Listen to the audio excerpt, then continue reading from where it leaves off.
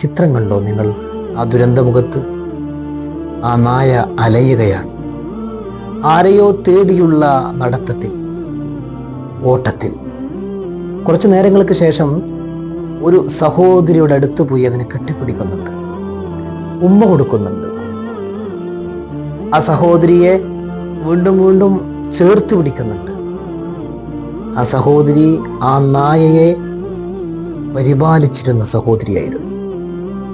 ബന്ധങ്ങൾക്ക് വില കൽപ്പിക്കാത്ത നമ്മൾ, വന്ന വഴി മറന്നുപോകുന്ന നമ്മൾ, പലപ്പോഴും പലരെയും തിരിച്ചറിയാതെ പോകുന്ന നമ്മൾ.